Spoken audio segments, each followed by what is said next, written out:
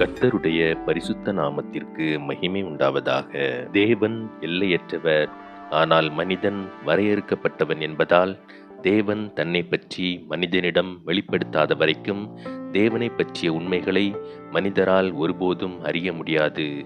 வேதத்திற்கு வெளியே நாம் தேவனை பற்றி மிக குறைவாகவே அறிய முடியும். தேவனை அவருடைய வெளிப்படுத்துதலினால் மட்டுமே அறிய முடியும். ஆகவேதான் தன்னை வெளிப்படுத்தினார்.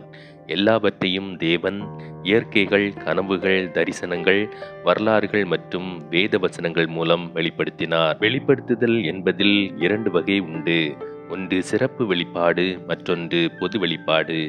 இந்த இரண்டு வெளிப்பாடு மூலம் தேவன் மனிதகுலத்திற்கு தன்னை வெளிப்படுத்தினார். இதில் மனிதர்கள் கேட்கக்கூடிய அளவில் தேவனின் குரல், தீர்க்கதரிசிகள் மூலம் வேத வசனங்கள், தேவதூதர்கள் மூலமாக சிலருக்கும் மற்றும் இயேசு கிறிஸ்து மூலமாக நமக்கும் வெளிப்பட்டது. தேவன் இயற்கையின் மூலம், மனிதனின் மனசாட்சியின் மூலமாகவும் தன்னை வெளிப்படுத்துகிறார். தேவன் தன்னை ஆபிரகாம், மோசே, சாமுவேல், யோபு மற்றும் பலருக்கு வெளிப்படுத்தினார். ஆனால் இயேசு கிறிஸ்துவின் வருகையால் தேவனின் வெளிப்பாடு முழுமையடைந்து விட்டது. பொது வெளிப்பாடு மூலம் ஒரு மனிதன் ரட்சிக்கப்படுவதற்கு போதுமான சத்தியம் கொடுக்கப்படவில்லை. ஆனால் சிறப்பு வெளிப்பாடு மூலம் தேவனை பற்றி அறியவும் ரட்சிக்கப்படவும் வெளிப்படுத்தப்பட்டுள்ளது. வேதாகமம் பொய்யான தீர்க்கதரிசிகளை பல முறை எச்சரிக்கிறது. ஒரு மனிதர் மூலமாக அற்புதங்களும் அதிசயங்களும் நடைபெறுவதினால் அவர் பேசுவது தேவன் பேசும் வார்த்தையாக மாறிவிடுவதில்லை. தேவன் என் மூலமாக பேசுகிறார் என்று பொய் பேசிய தீர்க்கதரிசிகள் பழைய ஏற்பாட்டில் தூக்கிலிடப்பட்டார்கள். ஆகவே தேவனின் சத்தத்திற்கும் மனிதனின் சத்தத்திற்கும் இடையில் வேறுபாடு காண்பது அவசியம். பரிசுத்த ஆவியானவர் இன்றும் செயல்படுகின்றார். ஆனால் வெளிப்பாட்டுக்காரர்கள் நினைக்கும் விதத்தில் அல்ல. நாம் தேறினவர்களாகவும் எந்த நற்கிரியையும் செய்ய தகுதியுள்ளவனாகவும் இருக்கும்படியாக அவைகள் உபதேசத்திற்கும், கடிந்து கொள்ளுதலுக்கும், சீர்திருத்தலுக்கும், நீதியை படிப்பிக்குதலுக்கும் பரிசுத்த ஆவியானவர் வேத வார்த்தைகள் மூலமாக நம்மை வழிநடத்துகிறார்.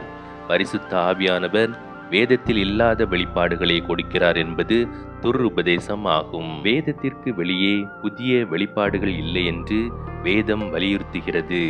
குறிப்பாக யூதா 3 பிரியமானவர்களே, பரிசுத்தவான்களுக்கு ஒரு விசை ஒப்பு கொடுக்கப்பட்ட விசுவாசத்திற்காக நீங்கள் தைரியமாக போராட வேண்டுமென்று உங்களுக்கு எழுதி உணர்த்துவது எனக்கு அவசியமாய் கண்டது.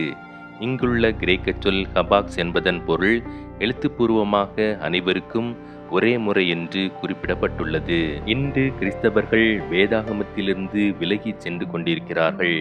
பலர் தேவனுடனான தனிப்பட்ட உரையாடல், தீர்க்க தரிசனங்கள், கனவுகள் மற்றும் தரிசனங்கள் போன்ற காரியங்கள் மூலம் வேதாகமத்திற்கு முரண்பாடாக சத்தியத்தை போதிக்கின்றார்கள். இது புதிய வெளிப்பாடுகளுக்காக வேதாகமத்தை தாண்டி பார்க்க வைக்கிறது.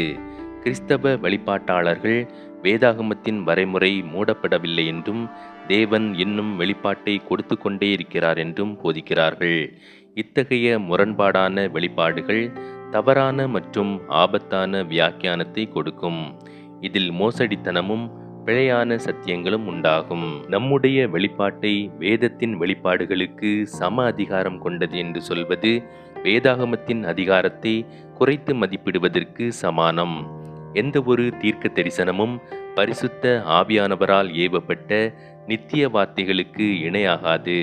வேதாகமத்தின் தனித்துவத்தை நாம் திசை திருப்பினால் தேவனின் சத்தத்தை மனிதனின் சத்தத்திடமிருந்து வேறுபடுத்துவதற்கான வழி நமக்கு இருக்காது.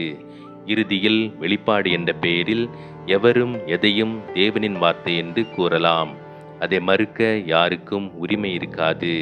நாம் இப்போது அந்த நிலைமைக்குத்தான் நெருக்கமாக சென்று கொண்டிருக்கிறோம் என்பது வருந்தத்தக்கது. இன்று நாம் தேவனின் வெளிப்பாடு பற்றியும், வெளிப்பாட்டில் பரிசுத்த ஆவியானவரின் பங்கு பற்றியும், வெளிப்பாட்டில் இன்றைய கிறிஸ்தவம் பற்றியும் இந்த வீடியோவில் தெரிந்து கொண்டோம். கர்த்தர் நம் அனைவரையும் ஆசீர்வதிப்பாராக.